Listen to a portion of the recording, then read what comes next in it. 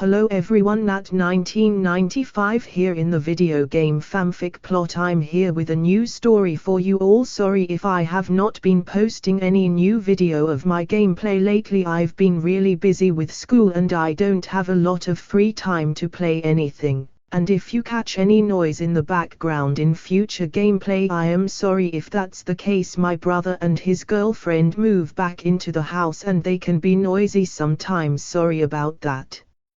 And now for this new story, I'm going to read to you all. It's called Perfectly Alien by SignatureDish, and remember, I give full credit to its author. I do not own anything within this video. Now on to the summary of the story. Harry had only wanted to get the Hoover Dam tour over with. He didn't know what he did wrong. Why did that mysterious cube turn him into a robot? Had everyone known there was a huge laboratory underneath the dam? And what was going to happen to him now? Poor Harry felt lost in his little Sector 7 cell. But it wasn't all bad, at least he had Lord Megatron there to protect him.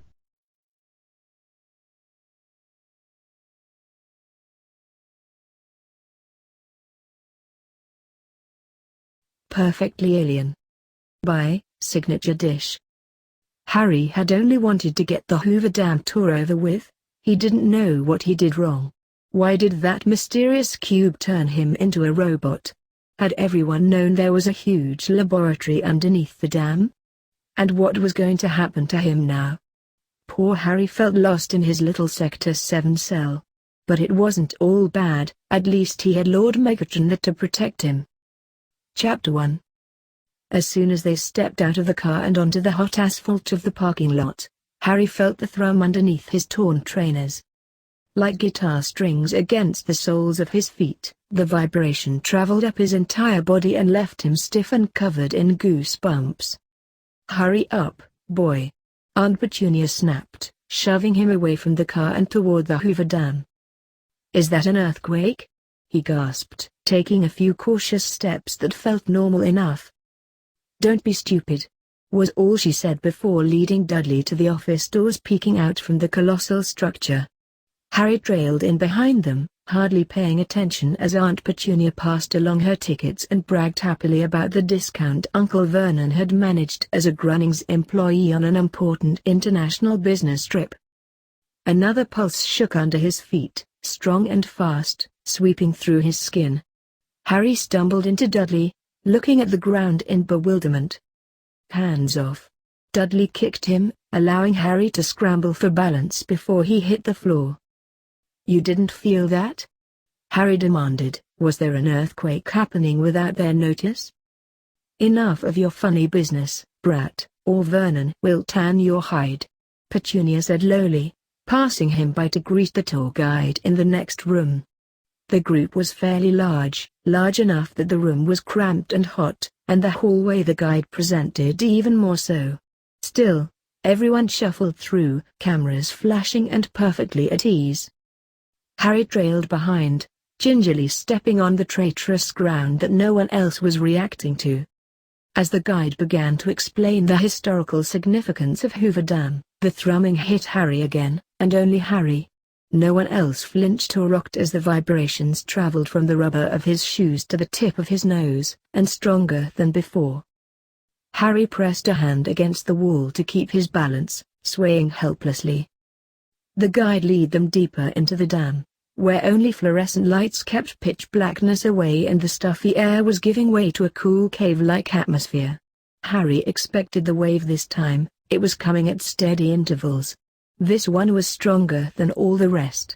It made his skin tickle and buzzed right into his knees. Harry leaned harder against the wall, falling further back to keep from landing right on his face.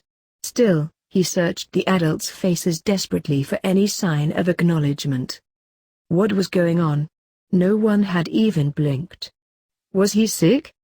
He had been stuck in his cupboard with a fever before and had never felt so loopy and clear-headed at the same time. They traveled even further into the dam, and this time the pulse came with a barely audible hum, so quiet Harry would have thought it was just the noise of idle chatter if it hadn't ringed right in his ear like a whisper. The simultaneous thrum made his teeth rattle, Aunt Petunia," he whispered nervously, speeding up to the group to catch her eye. "Something's wrong. I don't feel. If you get sick in this room, I swear you'll be shipped back to Surrey in a dog crate." Aunt Petunia cut him off, and Harry shook his head. "No, it's weird. There's this feeling in the heart beer." The thrum jolted up his spine, fast enough to make his feet numb. The whisper was louder too, a clear straight note all around him. A sharp pinch made him focus on Aunt Petunia's pale face. "No freakishness here, boy," she hissed. "Shut up and keep your abnormalities to yourself." She tore herself away from Harry to surge to the front of the tour group, leaving Dudley trudging reluctantly in her place. Harry let himself fall back, rubbing the burning spot on his arm where she'd pinched him. It had been a bit of a long shot to ask his aunt for help, but Harry had no idea what he was supposed to do. The further into the tour, the worse it got until Harry was stumbling drunkenly after the group, his ears ringing and joints aching. The noise wasn't actually unpleasant to hear, like music if it were narrowed down to a single all-encompassing note. Harry was certain he was going mad, though. Poisoned or feverish, he was at the mercy of whatever was going wrong inside of him. 20 minutes later, the tour finally arrived on the lowest floor available to the public, and though Harry had tensed and braced himself for impact, it still hit him with the force of a truck.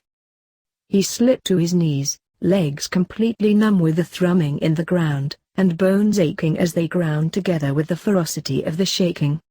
The tone in his ear was deafening, covering his skin and surrounding his world. It was the vibration, Harry realized dimly, having a hard time concentrating when the vibration was so overwhelming. The tone had the physical force of the thrum, and it was saying something. .co, osa.com, loser.com, close. There weren't actual words, the tone was still a single note. But when Harry lowered his head to the floor, it was like what he was hearing meant something, and he was figuring it out. Harry shut his eyes and waited for the next pulse. It didn't hurt as much when he was limp against the cement floor, but his head was starting to throb and the sensation of his skin going numb and his bones growing sore wasn't pleasant. Closer. Come close, closer. Come closer. Come closer. Come closer. Like a lightning bolt, Harry was struck with the desire to do exactly what the force told him to. He pulled himself from the floor and onto wobbly legs. He wanted to come to the source of the vibrations under his feet so badly it hurt. When Harry looked around, he was startled to find the hallway completely deserted. The tour had gone on without him and no one had noticed. He knew he wasn't worth much fuss, but it was odd that even Aunt Petunia had been fine leaving her 10-year-old nephew collapsed in a hallway where anyone could see him.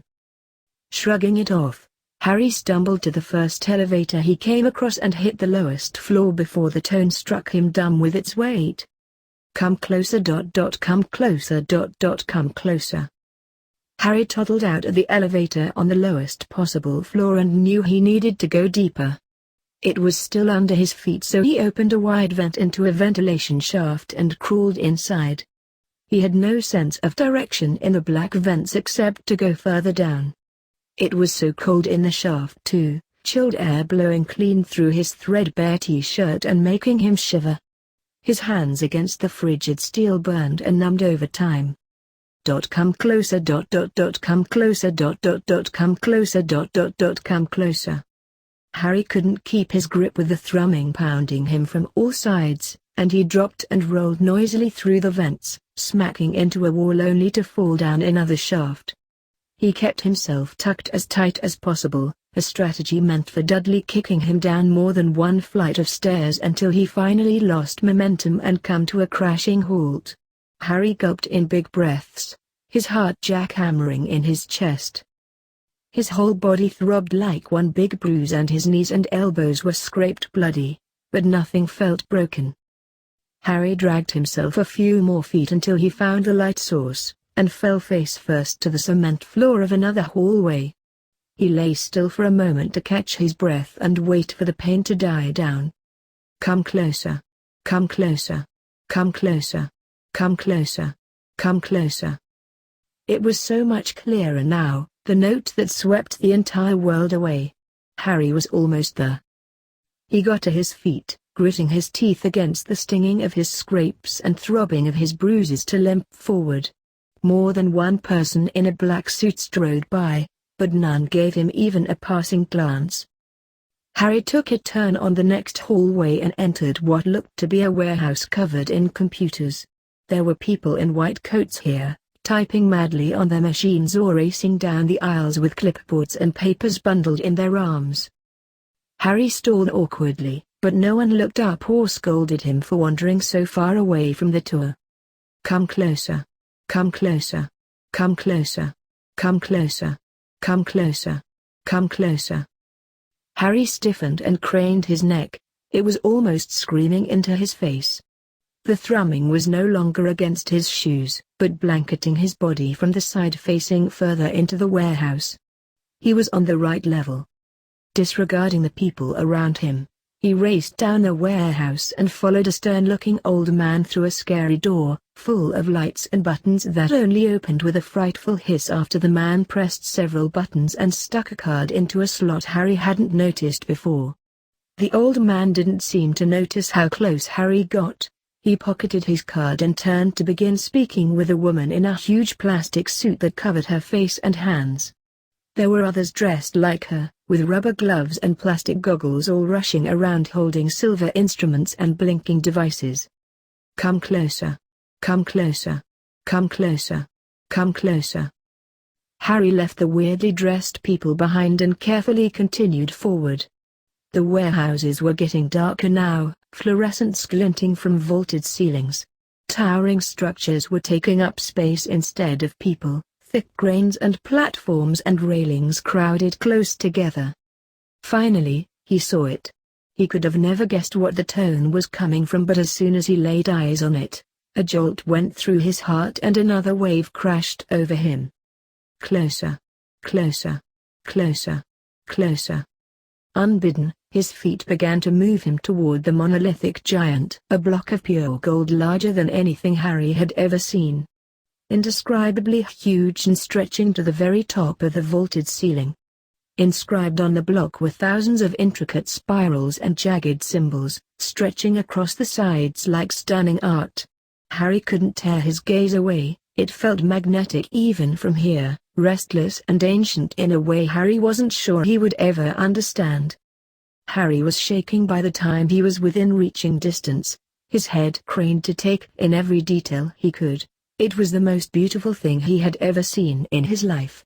Proud and powerful, like an idol, Harry instinctively knew he wasn't allowed to touch it.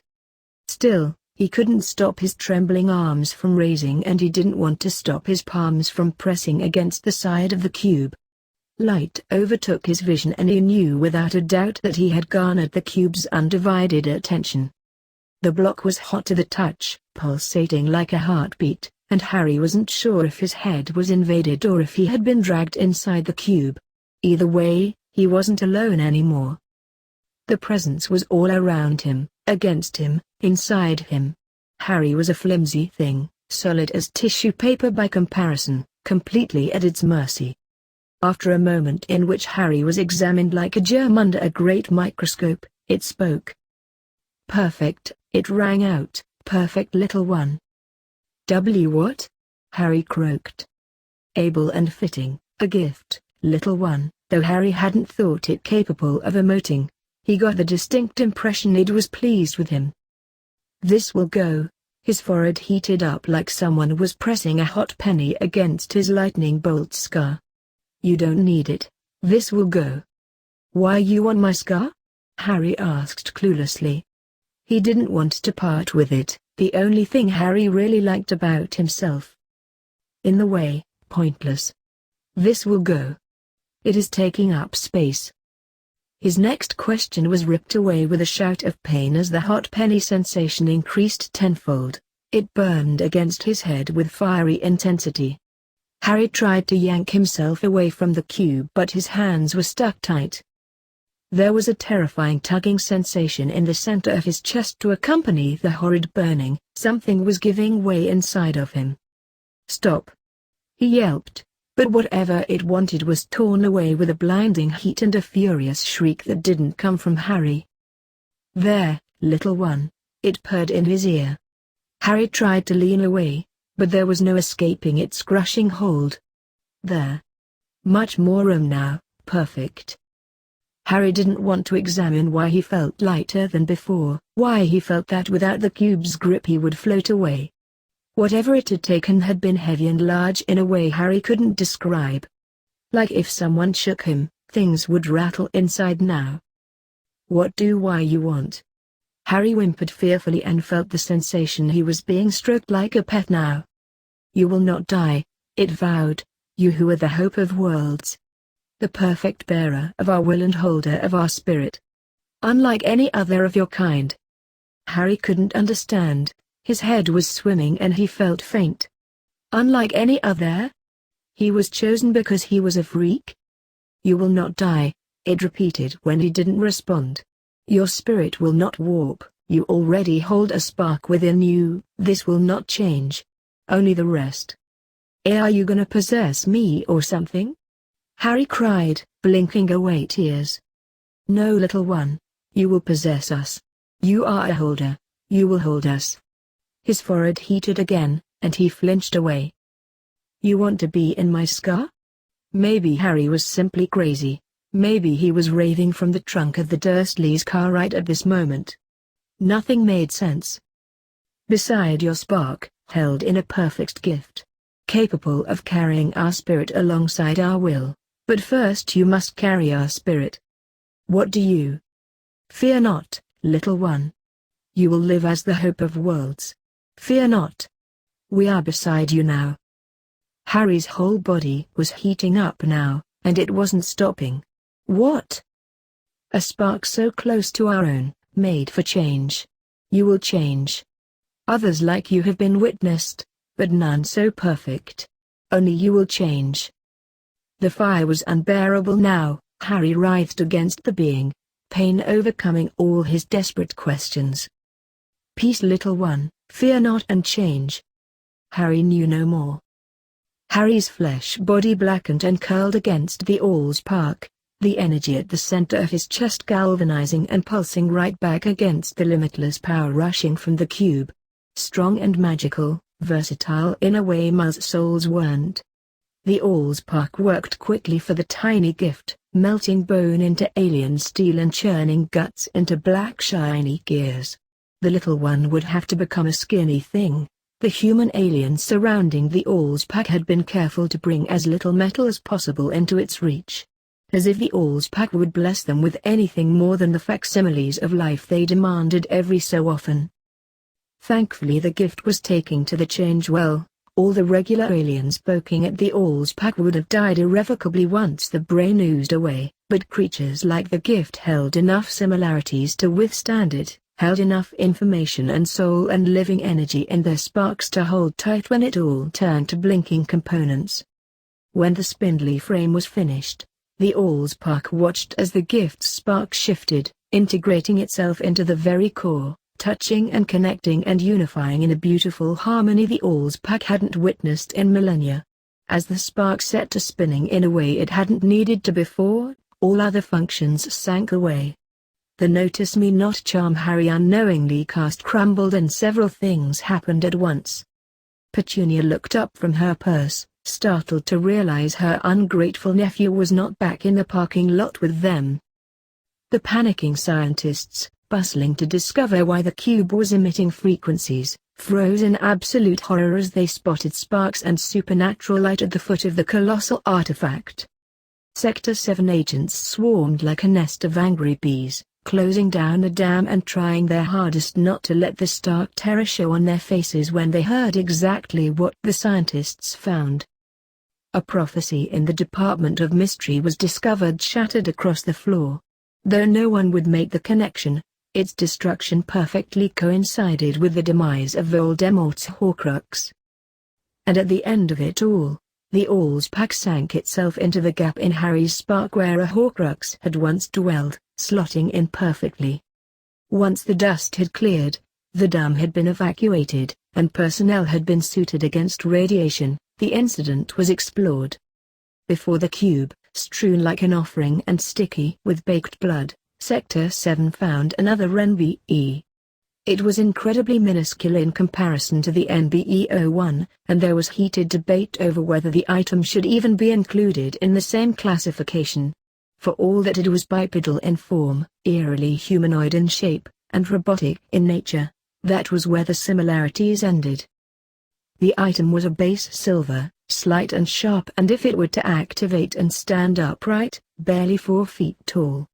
It had 4 limbs that ended in 5 points, and though the razor digits could be considered dangerous, there were no other obvious weapons they could find through visual observation alone. There was very little plating on the new item, whereas the NBE-01 was so thickly armored, reverse engineering required military-grade weapons. It only possessed delicate covering for the upper and lower limbs, the lower abdomen and pelvis, and the head. Fixed in the center of the thorax was a light that shone like a star. Oval in shape, it was placed deep and protected by the thinnest of gossamer sheet metal. If the item indeed turned out to be a smaller version of the NBE-01, the scientists were very curious to pry further into their larger project and find a similar light. But perhaps the greatest difference detectable through visual observation and sparse X-ray alone, besides the startling size difference, were the extra appendages. Fixed high on the back of the item were 2 long silver planks that tapered off into separately directed fine points right before the posterior. They served no obvious function, too flimsy for a shield and awkwardly placed for a weapon. It has been cautiously listed as a purely aesthetic addition, as some of the prior experiments had formed similar additions, such as horns and spines. Whatever it was, after the panic and confusion had somewhat abated, they needed to act. Sector 7 placed the item in a thick, bulletproof case the size of a large shed, ringed it with agents prepared to fire at will, and held the standard electrical charge on standby.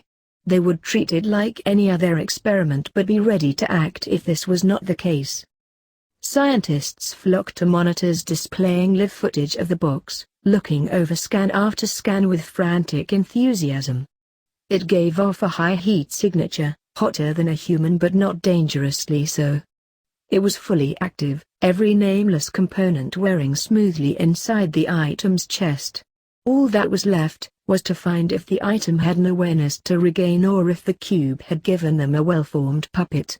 Then they would either gain another project or eliminate a threat.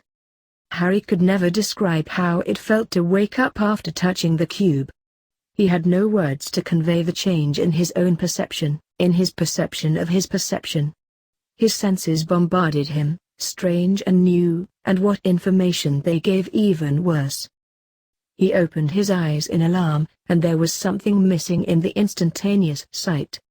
The pain was gone. He no longer felt like he was burning alive, but he didn't feel better. He felt indescribable. His thoughts were no longer fluid nonsense, they were squared in a way he had never experienced. Tied down to something physical, they fell through his head in boxes that lead from one thought to another and could be clearly tracked. Every shift and twitch had new deliberation, like even as he did these things subconsciously, he was monitoring them. A movement caught his attention. His sight was incredibly sharp and bright, everything looked so much clearer and lighter than he had ever seen before.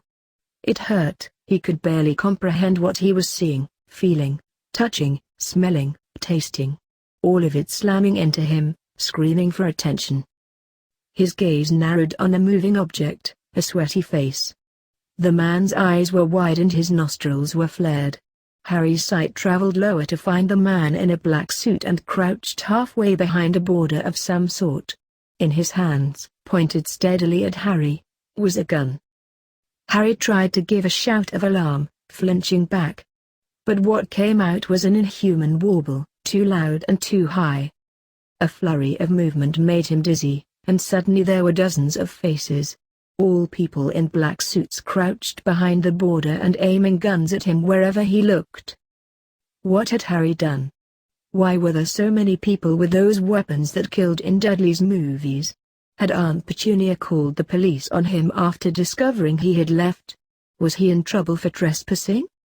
A screeching noise hurt his ears, the boxes jolted in pain, the array of information stunned him momentarily.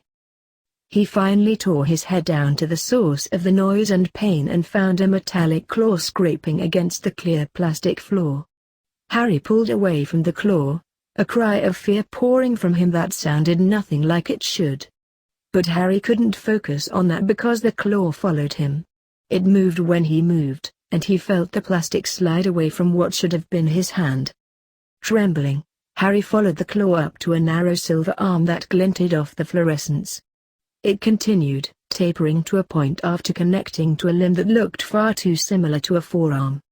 The forearm was fused to a dark joint, and Harry had to crane his head to see the rest because it was his chest. A mass of glittering motors and gears, twitching and clicking like beetles behind a thin gray casing, where his insides should have been. Gone were his scars and freckles, his bones and muscle, his heart. In their place was smooth metal, wires as thin as thread, and intricate chips and metal bits he had never seen before. Distantly, he could detect a high, mutant keening noise. And his vision was cutting in and out erratically, his whole body a spasming mess. But Harry couldn't pull himself away from the thing socketed in his chest. Right below where his collarbone had once protruded, sat a blinding light. It came from his center, glowing brightly enough to look like a moonbeam escaping the metal plate. It was inside him, inside this machine. He was the machine. A clawed hand, Harry's clawed hand, rose up. It trembled wildly. The keening noise had risen into an unwavering shriek in the background. Harry felt like he was underwater, everything was drifting away. A single, sharp finger tapped against the plate covering the light. It made a clear, metallic sound. And Harry felt it. He wasn't touching an elaborate prank, a trick glued to his skin. What he was touching was a part of him. It was Harry. The world suddenly flipped and Harry spilled against the plastic box he was in. Through his tunneling vision, he could see the suited people watching him, aiming their guns at him. Their mouths were moving but he couldn't hear what they were saying over the shrill cry that had yet to falter. Another movement, and without thinking, his eyes zeroed in immediately. It was a reflection off the plastic of the clear box. It was him. It was Harry. That alien, monster face. Flat, oval save for the angular fastening surrounding his head like a helmet. Colorless, metal like all the rest. He didn't have a nose, but he could smell. Where his mouth should have been was another sheet of metal, darker and thicker like the plates on his arms. It wrapped around his face and connected with the helm structure. But he could feel something underneath when he wanted to move his mouth. He did have eyes, and Harry wished those had been stolen as well. What had replaced his human eyes were so much worse than nothing. Fixed on the flat face, above the mouth plate, sat twin glowing lights. They were large and inhumanly round, like headlights in the dark. And an artificial, poisonous green. It was the last thing he saw before the shrieking finally choked off and he passed out. Well, that's the ending of that chapter. I do hope you enjoy this video. If you like to see more, remember to hit that like button, subscribe to this channel and leave a comment down below. Until next time.